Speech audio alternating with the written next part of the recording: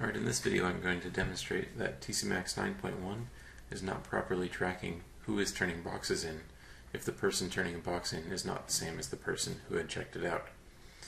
So let's look at the version number, running 9.1.0.60610. Next, let's take a look at the user manual. Oh my goodness, that's enormous. Let's go to page 56. Let's shrink this window down a bit.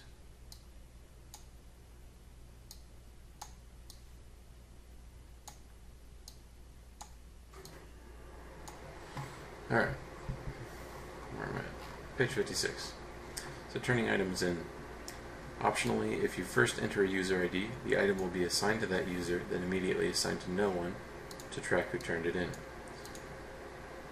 That describes the behavior that I described earlier and that I'm familiar with in older versions of TCMax, specifically 9.0.4, which is what I'm running at work right now. So, let's try it.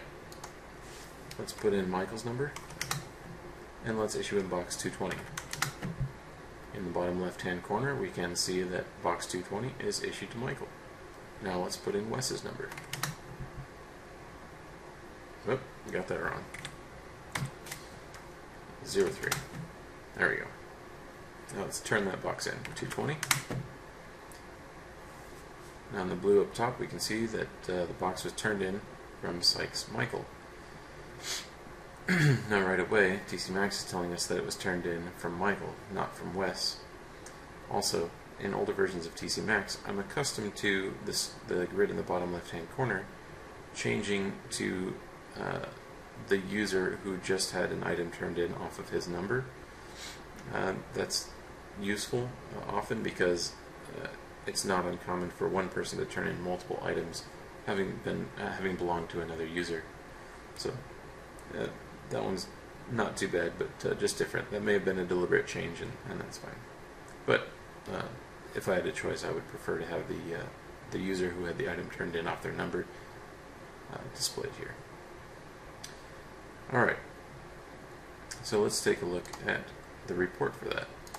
To report that item, barcode 220. Alright, so here we can see that Michael had the box checked out to him, and Michael turned the box in, despite the fact that we put in Wes's user ID prior to turning the box in.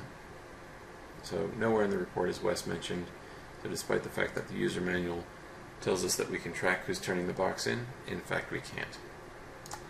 Now also, if we take a look at the event log,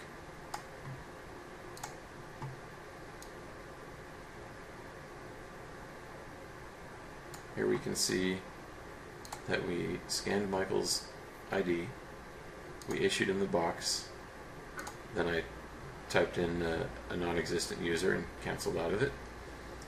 Then we scanned Wes's ID, and then we turned the box in. But again, the box was turned in from Michael. So the user manual says that the box will be momentarily issued to the person whose number is on screen and then turned in. But that didn't happen here. So I hope this video was helpful.